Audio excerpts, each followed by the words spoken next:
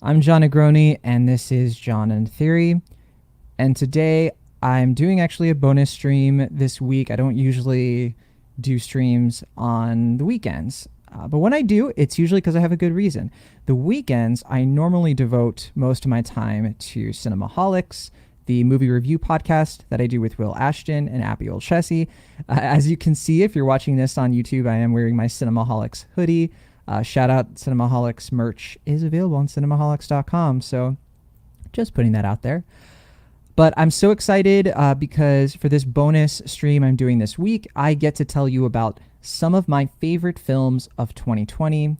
And before we get started with it, I do want to say 2020 was such a bizarre year for films, but there is this misconception that not a lot of good films came out in 2020. And I'm here to say that that is absolutely not the case.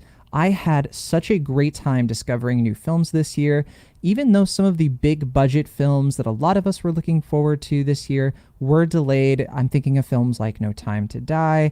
I'm thinking of films like Soul, which we didn't get to see until November. Films that got delayed to next year, like Black Widow and Eternals, and all kinds of like big screen films that we do have to wait and see. At the same time, and Dune. I do have to mention Dune, the next Denis Villeneuve film. Very excited about that one.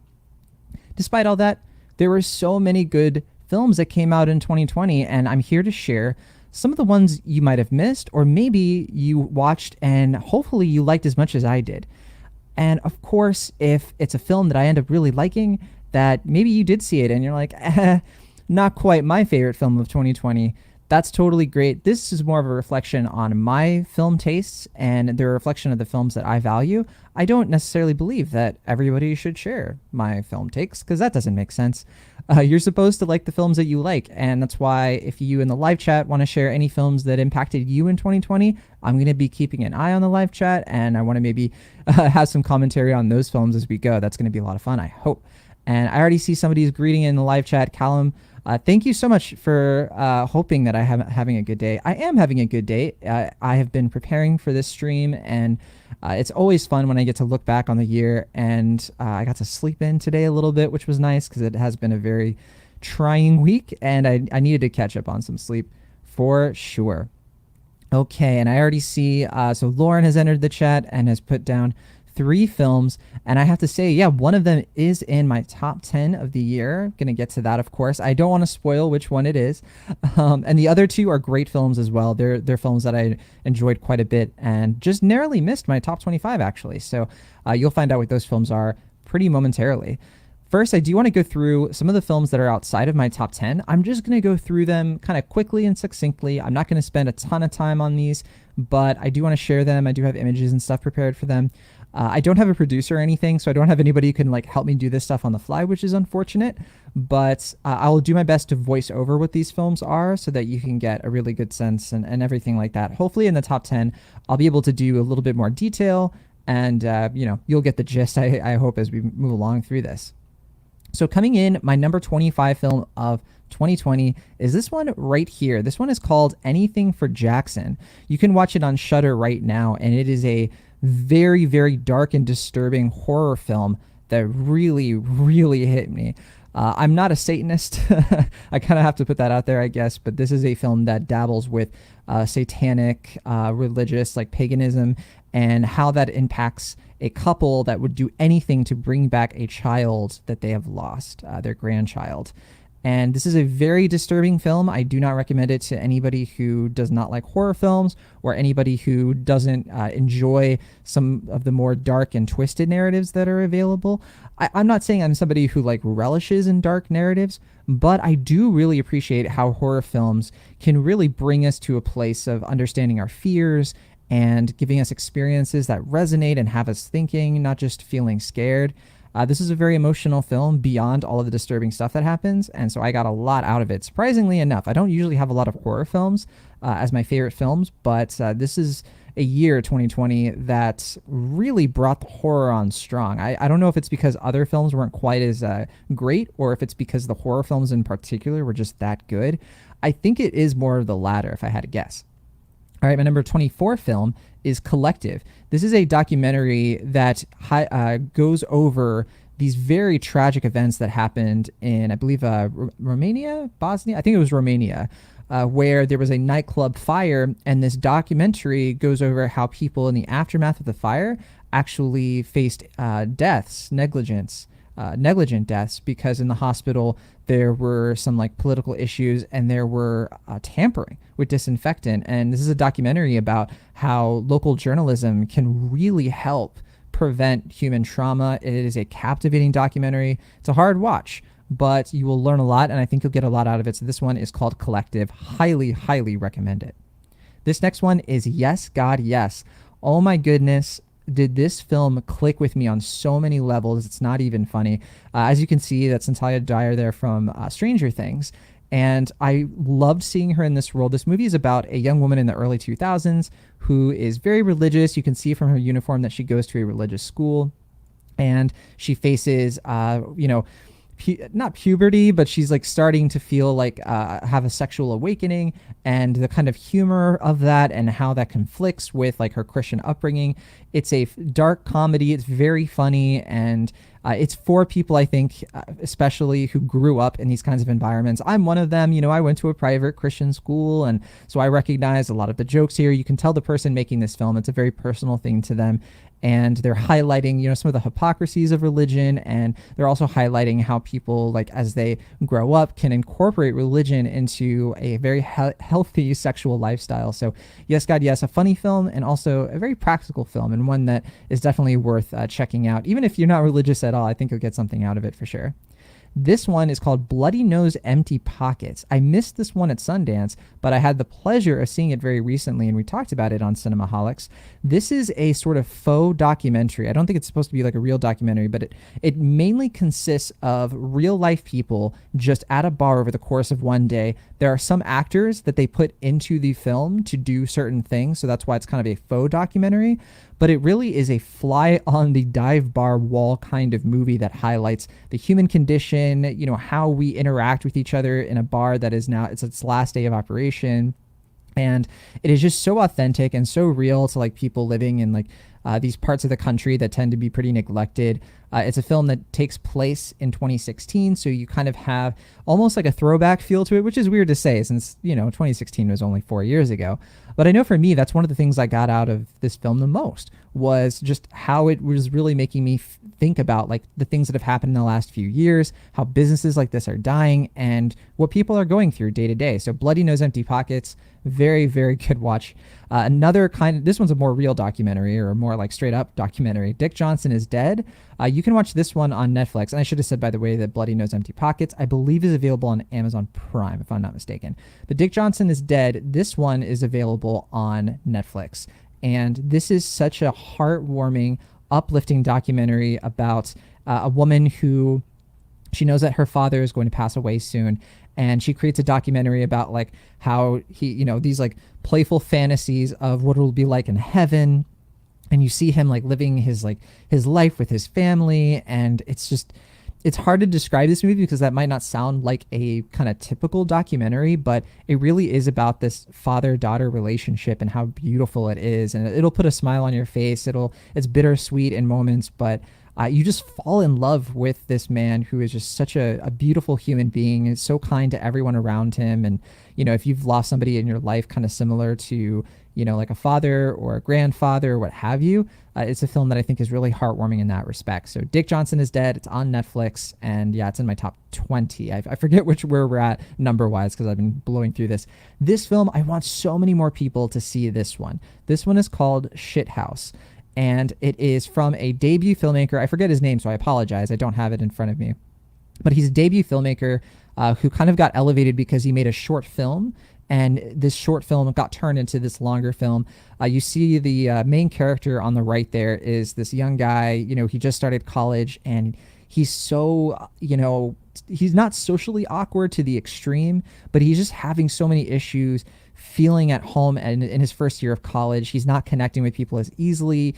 He's calling his parents all the time. He's just a sweet guy who has some like iffy tendencies, and what I love about this film is just this is another you'll kind of notice a pattern. It's another film where it just feels real. It feels like you're with this guy through everything he's going through, and he has this like blossoming friendship slash romance with the other main character on the left there. I think her name is Dylan Guerrero, something to that effect. I apologize. And she is also like such a great, wonderfully realized character, and like exploring their dynamic as they're hanging out after a party, and he's trying to figure out where he stands with her. I mean, if you are in college or going to college or you went to college, I don't care.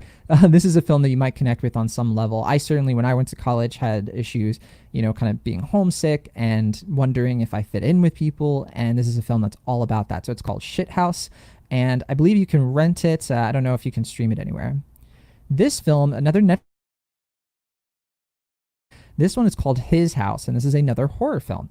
And it's about a refugee couple that are living in not London, but like outside of London. And it's a horror film about how the trauma of what they escaped has followed them to their new home. And this couple is like trying desperately to rise above it, get through it without like, how in like horror films, you're always wondering, like, why don't the characters move? In their case, they can't move because, first of all, the trauma is, going where they are. It doesn't really have anything to do with the house.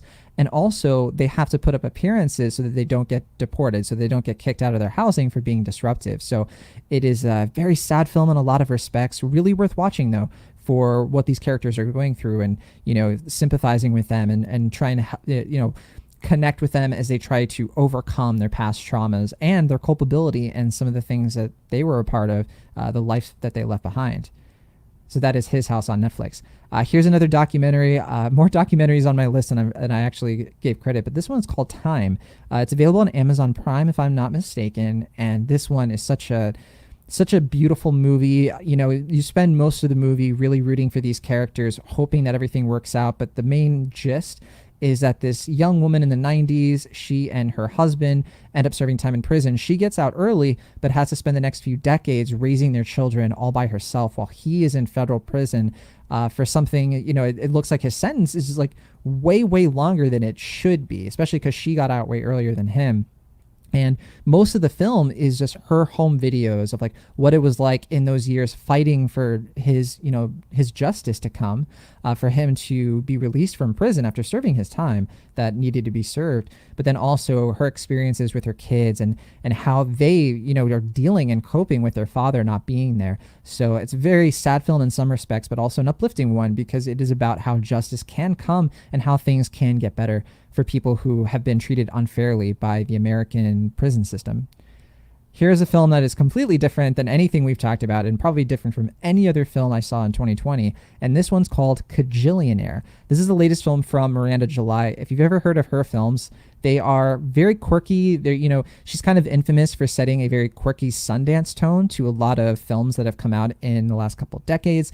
And she hasn't made a lot of films. Kajillionaire is her latest. I did see this at Sundance, so I was in the right setting for Kajillionaire, and I rewatched it, and I have to say it really held up. So Evan Rachel Wood, Gina Rodriguez, and Richard Jenkins. I mean, it's such a good cast. It's about a kind of a con man family. It's a family where they kind of pull off these scams and heists. And the main character is named Old Dolio. She's the daughter there, and she is trying to get the parental love and affection that she never really got over the course of her life. She connects with this Gina Rodriguez character. That's all that I can really say without giving too much away of Kajillionaire, and I have to admit that it's hard to describe this film. But beyond like just of course the dark humor in it, it's a very funny film, and it has some of my favorite scenes of the entire year.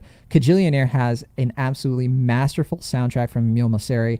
Absolutely love the soundtrack. This was in my top 5, top 10 for a long time. If not for a few films that just narrowly pushed it up, it's now in like my top 15-ish.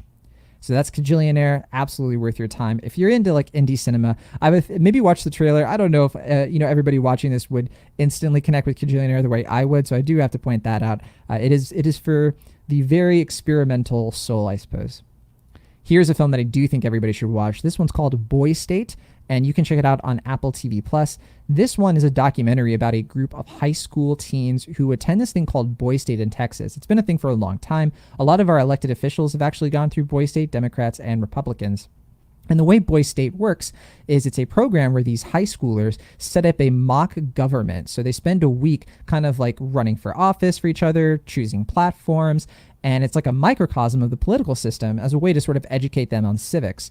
And what's fascinating about this documentary is that you really do get a microcosm of American politics and what's wrong with it today, because you see what some of these students choose to do in order to gain power through this program. It's such a great commentary on how children, I say children, I really mean like teenagers, how they're sort of like in taking in the politics of today and what they are learning from our mistakes, but also what they are mimicking and mirroring in terms of like the most toxic stuff about it. There were a lot of times in this documentary where I was like, wow, these kids, they're more mature than most politicians. And then some of the kids are just as immature as some of our politicians. So it is a movie very much worth watching. It takes place in 2018, so it has a little bit more of a dated feel, I think, in a good way, because it really captures a lot of the political moods of that year, especially leading up to the 2018 midterms. So even if you're not politically savvy or all that into politics, it is a film that I think is very informative, and I think you'll get something out of it without feeling super enraged or anything like that.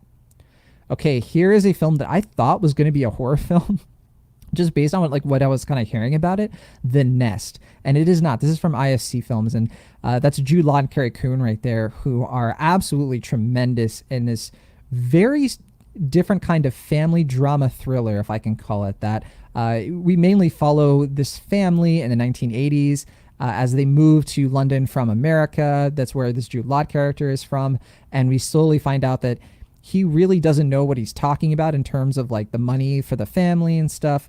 Again, this is another hard one to kind of describe. What I can say about it is that I was hooked as soon as I started watching it, because I just wanted to know what was going to happen to this family. You can tell that like something is off. And that's why like it's like a horror film, but not really a horror film. It's really a horror film in the sense of like family dynamics, and what causes people to drift apart is really complicated and just weird.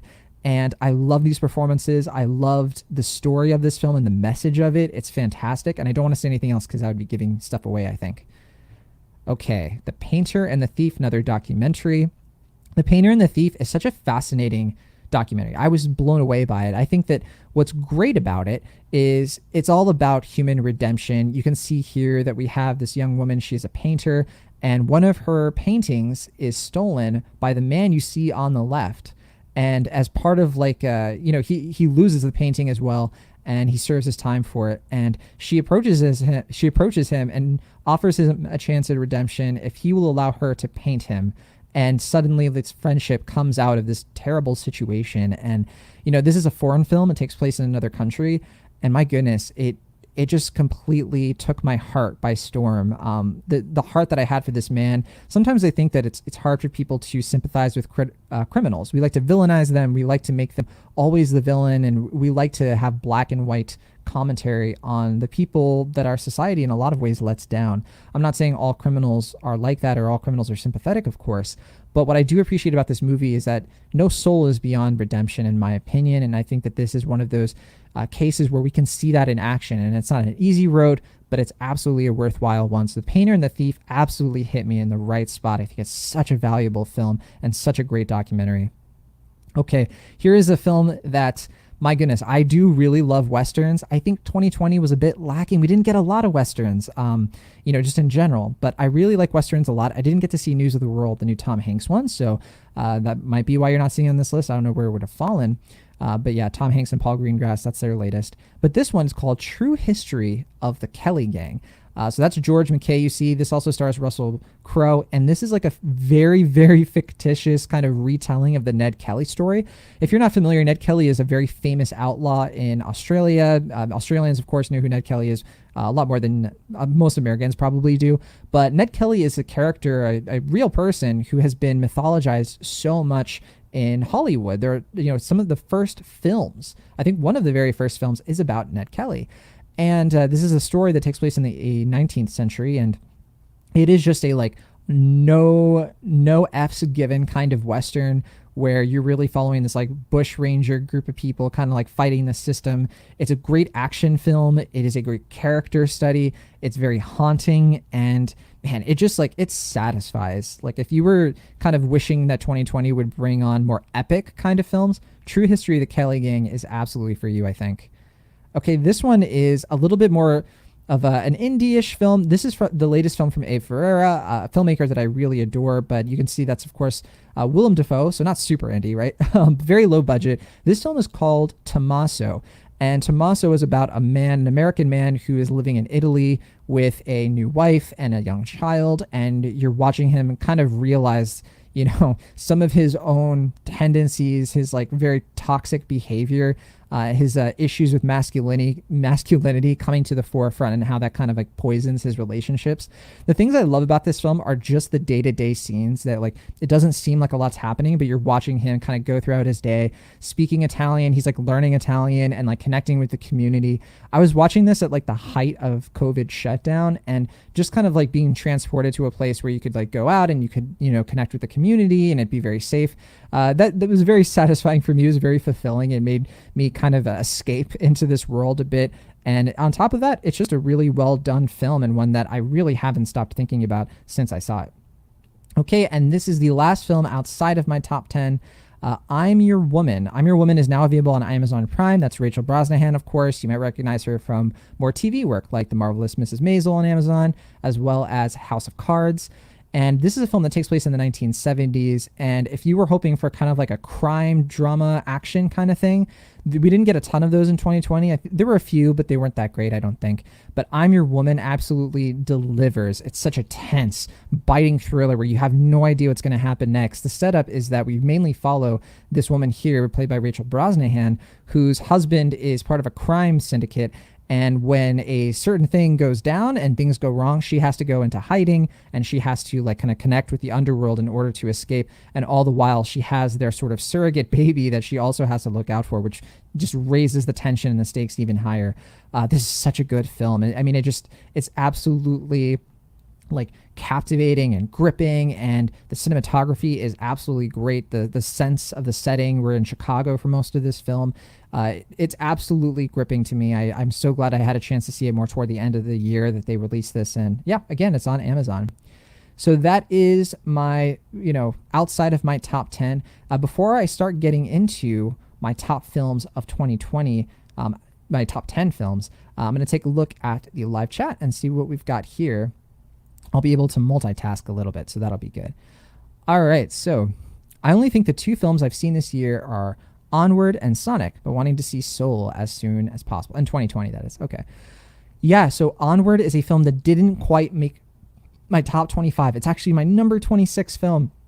Number 27 if I count Queen's Gambit, which was absolutely awesome. I loved Queen's Gambit. I can definitely shout it out here that I really enjoyed a lot of like miniseries this year, including that one. I enjoyed a lot of shows like The Boys and Cobra Kai, as I talked about the other day. I definitely think that if you are a fan of Pixar and you liked Onward, definitely, Callum, check out Soul. I think you might be pleased by what you see. But okay, so I'm going to go to my number 10 film here, and let me bring up an image for you all. This film is called Nomadland. Now, it is a little unfortunate. I'm talking about a film that is not yet widely available. I hope it's going to be available to more people very soon, but there it is right there. That's Frances McDormand. This is a film that you'll probably be hearing a lot about as we enter Oscar season. Nomadland is the latest film from Chloe Zhao. She is the director of the next Marvel film, The Eternals, or one of the next Marvel films, I should say, which was supposed to come out this year. And Chloe Zhao is a great director. She also did The Writer, which is a film you should definitely seek out if you are a fan. If you watch Nomadland, which comes out this February, and you're a fan, you should check out some of her previous work as well. But Nomadland is a lot about America at the height of the Great Recession, which of course happened in the late 2000s, the early 2010s, when a lot of people in the heartland of America were feeling displaced. Factories were shutting down. People just didn't have jobs like they used to. And we follow this woman as she decides to become a nomad. She only has seasonal employment at an Amazon warehouse at this point in her life. And it's around like 2012 or so, and she decides to live a more carefree life. She decides to live outside of her van and connect with a community of other nomads. And what's great about this film is it's kind of episodic in a way, because we mainly spend time with her as she's connecting with these other nomads and learning from them, sparking relationships with them.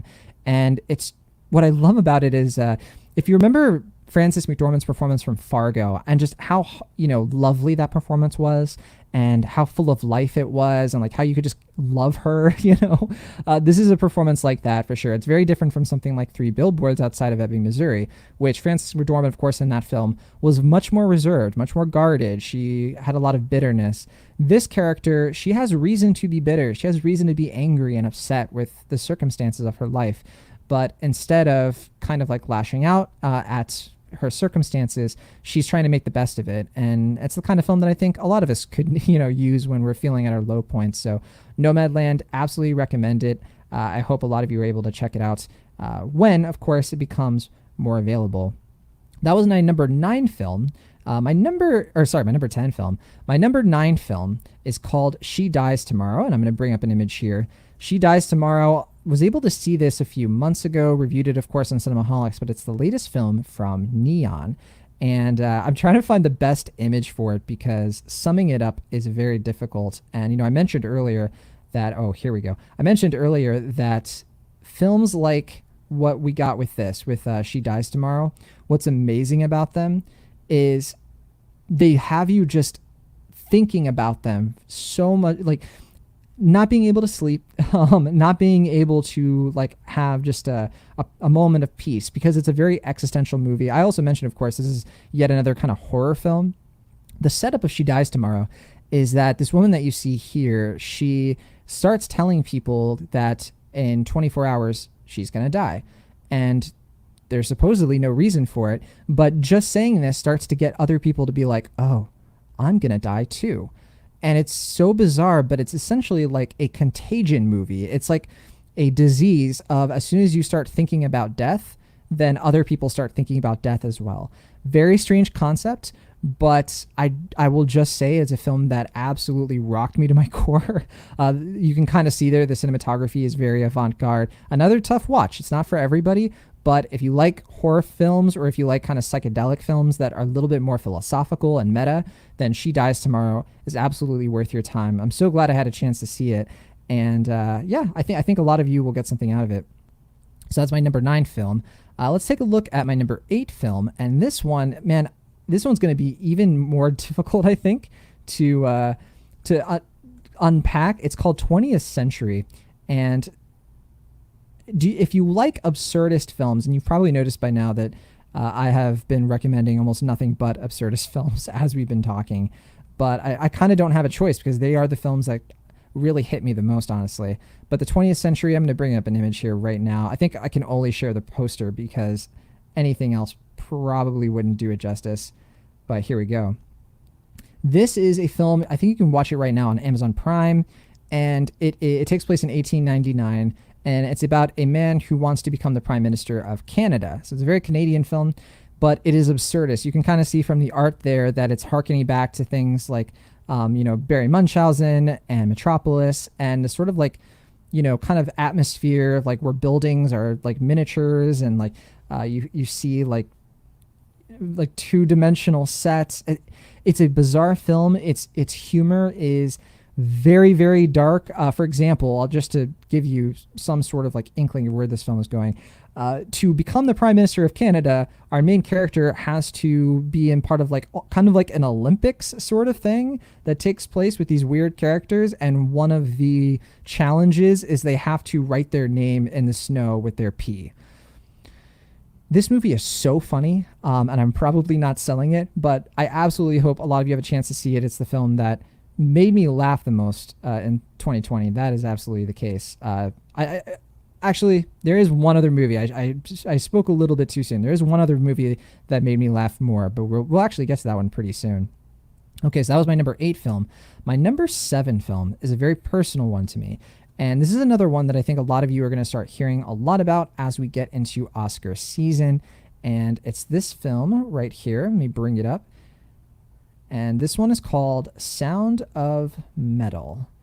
Sound of Metal stars Riz Ahmed. And I think that he has a very decent chance at Best Actor as we move into the Oscar season. This is about a drummer who, he's a metal drummer, a hard rock drummer, and he's in a relationship with a woman played by Olivia Cooke. And all of a sudden he starts realizing that he's deaf. He's losing his hearing rapidly. and he sort of has to learn to become deaf. He has to join a community of deaf people, learn ASL, and he is struggling between his future as somebody who is deaf and somebody who maybe can try to fix his hearing, but he would have to give up everything to do it. And the reason I said this is very personal to me is because I am, I use hearing aids. I have them right here actually, so I'll show you. I without hearing aids, I can't hear. There is a bone in my ears. This is my hearing aids right here. There is a bone in my ears that doesn't vibrate the way it's supposed to. It's a very rare genetic condition, and it's something that I've had to live with for a long time. And it's definitely a struggle that I don't bring up too much, and I obviously try not to take these things too lightly. But this is a film that really connected with the horror of that situation, I can safely say. And man, just how difficult it can really be to cope with hearing loss. And like when the doctor tells you, for example, that like you're never going to get the hearing you've lost back, it's a really tough situation to be in. So Sound of Metal is a film that really understands that. And so I got so much out of it. So that is my number 7 film. You can watch Sound of Metal right now on Amazon Prime. My number 6 film, and this one has been in my top 10 for almost the entirety of 2020, and for good reason. This is the film I mentioned before that is actually, I think, the funniest film of 2020. You probably know what I'm going to be talking about, but I'm going to bring up an image here. But this film, Palm Springs. It looks like for some reason my webcam has disconnected. So give me 1 second and I'm going to fix that.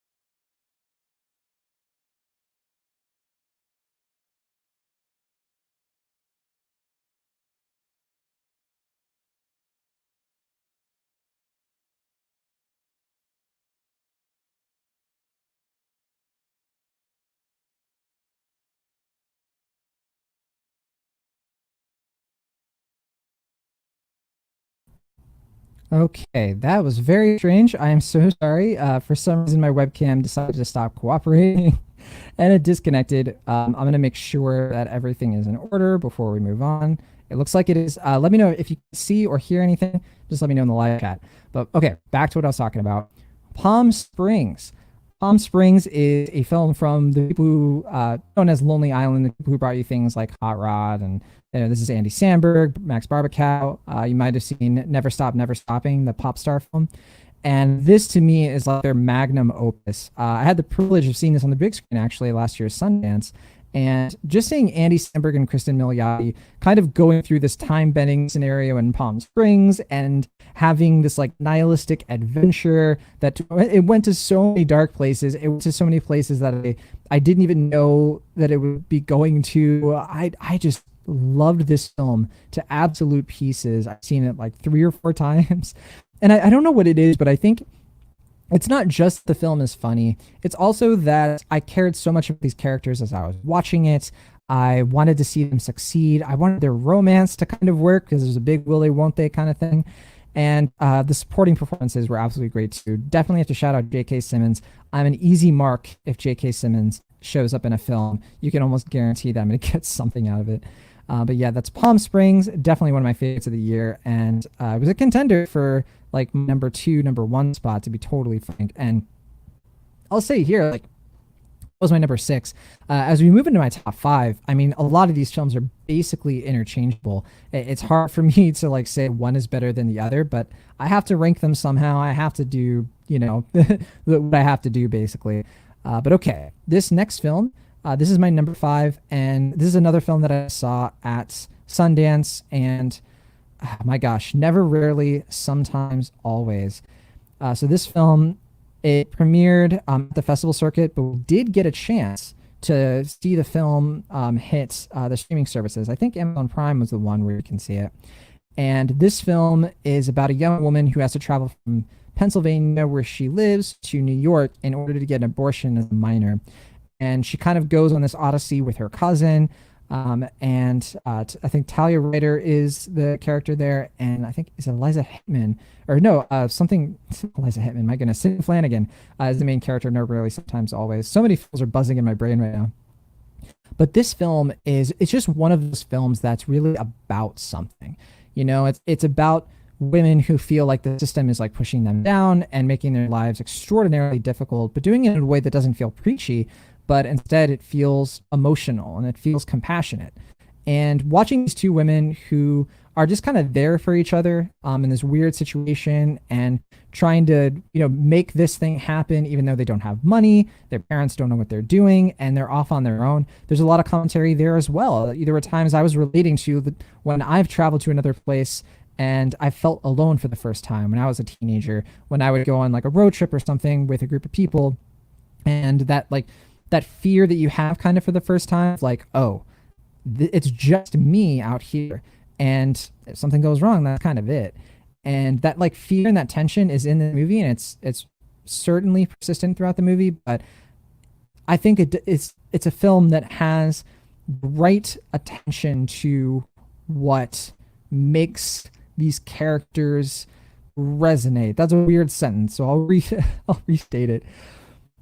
I guess put more simply, my heart broke for these characters in just a way that was beyond. It wasn't just that I liked them, it was that they were human beings, and I just felt endless empathy for them, particularly Sidney Flanagan's character. And there's a scene where the title of the film comes into play, Never, Rarely, Sometimes, Always, that brought me to just tears. And it's a powerful film, absolutely one of the best films of the year, so well made, and very, very important for people to watch in 2020, I think.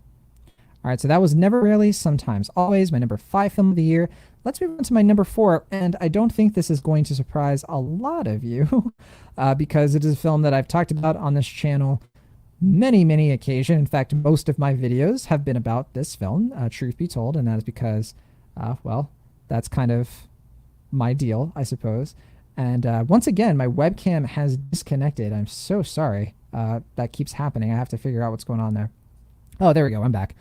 Okay, Soul, the latest film from Pixar, and my gosh, this film absolutely so wonderful. So, what else can I say about Soul? My favorite animated film of the year. I know a lot of people really loved Wolfwalkers. I did see Wolfwalkers. That is also a very good film. Not one of my favorites of the year. And it's a film that certainly I thought, I love hand-drawn animation. My favorite animated film last year was Klaus, which is on Netflix. But this year, the Pixar film really stole my heart. And that is because Soul is just like so layered and so detailed. And it's just one of those films that you can't help but celebrate in like any term that you can. It's just such a beautiful message. It's Pete Docter. What are you going to do? The guy just knows what he's doing when it comes to film. There's no doubt about it. But yeah, I said a lot about Soul already. You can watch it on Disney Plus. I think all of you already kind of have an idea of why this film is my number 4 of the year. My number 3 film of the year is a horror film, very different from Soul. So let me bring up an image here that is going to hopefully give you a sense of what you would be in for if you checked it out. But Possessor. Possessor is a horror film that you might look at that screenshot or some of the posters and materials and be like, not my thing. And that's certainly true for a lot of you, I'm sure. But Possessor is not just like a horror film. It's also just a really gripping sci-fi action film, which is what I love about it. So the premise of this film is that assassinations in the future brought on by people who can like possess humans using science technology. Think of like the loose technology of like Inception, and that's kind of what we're dealing with. And in order to pull off assassinations, they get into other people's bodies, so the assassinations are pulled off by people they know, so the assassins can get away with it. It's such a good premise, and that's Andrea Riseborough there in photo. We also have Chris Abbott in this film, and we have oh, who am I forgetting? Jennifer Jason Leigh, who is kind of like tapping into her character from Annihilation a little bit, the Alex Garland film. But Possessor, I don't want to say too much because what's great about this film are like the twists and turns along the way, and it's such a trippy ending. If you like films like Mandy, or if you like things, that are just a little bit harsher, there's definitely gore in this film. It's a dark film. It's not for the faint of heart. But if that's your jam, this is a can't miss of the year, and it really hit me in a good place. So that's why Possessor is one of my favorites of the year. My number two film is another Sundance favorite of mine. And I forgot to mention that Possessor is a Sundance film. I did not see it at Sundance. I saw it later in the year, but I'm so glad that I did because it's so fantastic.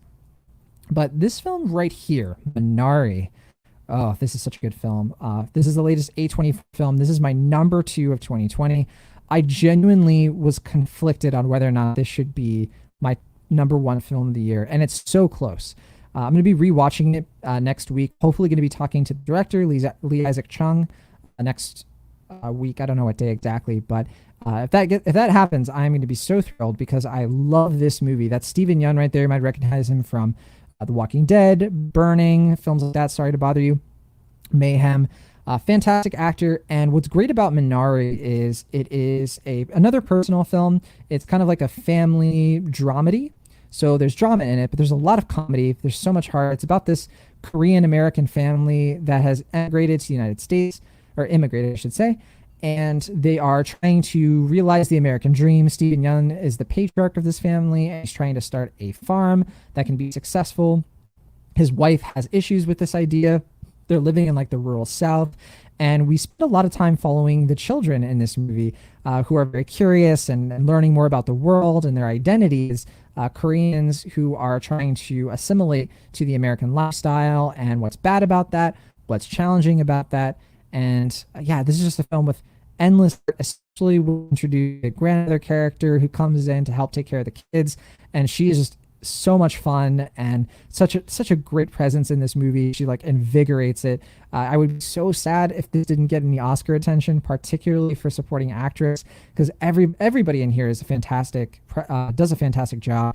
There's a lot of young actors who are really bringing it. So Minari, it's going to be coming out on demand on the 15th, so you'll have a chance to see it as well. I hope a ton of you do. It'll be worth your time for sure.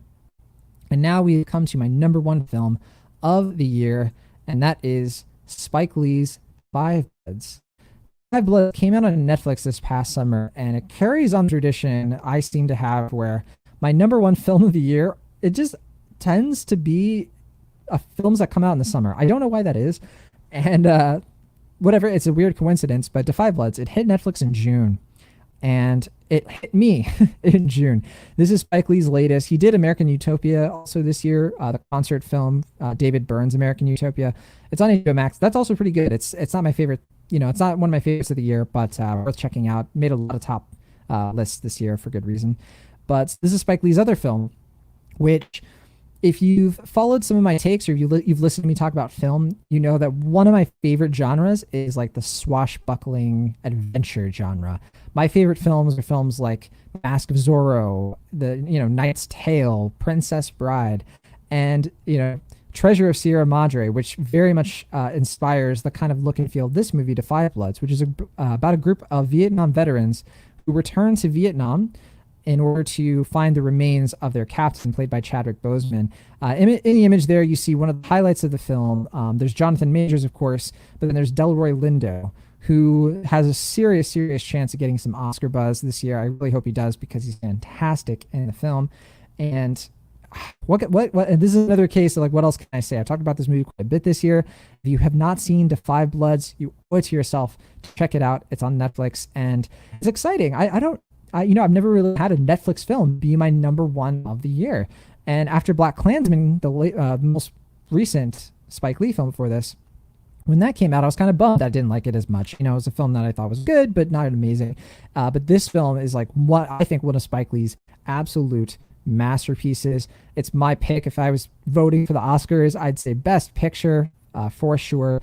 It just really, really resonated with me in every way. And It's a film that just you can see Spike Lee's in the photo there. Like it just resonates with like the pride of the filmmaker and the cast, and just putting their all into this movie that really comes together. And it's about these men and their friendship and their trauma. And as one of Chadwick Boseman's final performances, it truly is one of his best. I didn't talk about Ma Rainey's Black Bottom, which is another film, another Netflix film, and that is Chadwick Boseman's final performance. And also a great film, did not make my list, but absolutely recommend it if you are a fan of his, if you're a fan of Viola Davis, and you want to watch something based on August Wilson play, which is one of the best things about it, because that play, is of course very well written. As we know, August Wilson is a fantastic writer. And those are my top films, my favorite films of 2020. I hope you kind of learned something about me throughout all of this, and learned about like the films that I value, the films that I definitely look to and have been thinking about the most in 2020. I'm looking forward to the films to see in 2021. I haven't seen a lot yet. Sundance is coming up. I've reserved films that I'm going to see for that. And Sundance is great because it's a great early, fresh opening to a lot of films that are hopefully going to sit with me for the year. And I'm not sure how I'm going to fit streaming into all of that. I might not be able to stream every day like I have been lately, but we'll worry about that later. It's not until the end of January for now. I just want to thank everybody who checked this out, who wanted to hear what I had to say about my favorite films of the year. Please be sure to let me know your favorites. I saw people mention movies like The Devil All the Time, the Tom Holland film. Yes, I liked The Devil All the Time quite a bit. I was very sad to see that it didn't, it didn't work for a lot of other people, and I was sad to see that because it definitely worked for me. That's another like crime thriller that absolutely like worked for me. It had me just like reeling until the very end. I really enjoyed it. Saw somebody said Onward was their favorite film of the year, and I already mentioned somebody brought up Sonic as one of the only films that they did see this year. I think the last film that I saw in a movie theater in 2020 was actually My Hero Academia, Heroes Rising. Kind of funny. An anime movie, but I'm glad I was able to squeeze that in before all the pandemic stuff started.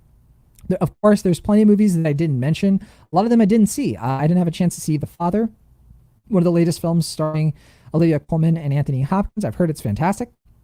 I have not seen One Night in Miami, which I've heard is very, very good.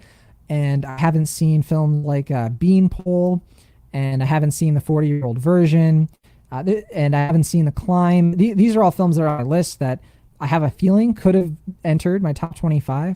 But of course, I didn't have a chance to see him in 2020. So them's the breaks, of course. There's other films, of course, that I did see that I strongly, strongly considered. Martin Eden, for example, came very, very close to hitting my top 25. Just barely missed it. But yeah, if I could talk about all the films I saw in 2020, I would. If you are curious about any of them, you can find Cinemaholics, which is, as you can see right here, it's the podcast I do every single week with Will Ashton and Abby Olchesty. We talk about all the new releases. So if you ever are curious about the latest in films and you want that kind of content, definitely check out that podcast. I hope you'll enjoy it. It does have a YouTube channel as well. You can find just Cinemaholics. All right, that's everything for me. I did see a comment, someone bringing up about a theory that they left as a comment. And I did see your comment, and I bookmarked it because if I'm going to talk about it, I would do a video on it. But no, I hadn't had a chance to actually read it yet. So don't worry, I checked it out, and I will be future reference for everybody. If you leave comments and it's theory stuff, stuff that you want me to get to, I'm most likely going to do a whole stream about it, not necessarily like incorporate it into a stream unless it kind of makes sense for me to do that. But yeah, don't worry, I'll be getting to that for sure. And thank you, of course, for adding that in. Looking forward to talking about it. But that's it for me today. I will see you all on Monday. I don't think I'll be streaming tomorrow unless something happens. I'm going to be focusing on Cinemaholics. We're doing our top 10 films of 2020 through Cinemaholics as a podcast tomorrow. So I got to go now because I got to get ready for that entire production. I think it's going to be a lot of fun. I hope you all have a chance to check it out. And don't forget to ring the bell, especially if you're already a subscriber. I don't know if you can ring the bell unless you're a subscriber to John in Theory. So you know I'm going live, and hope to see you all in the live chat for the next one.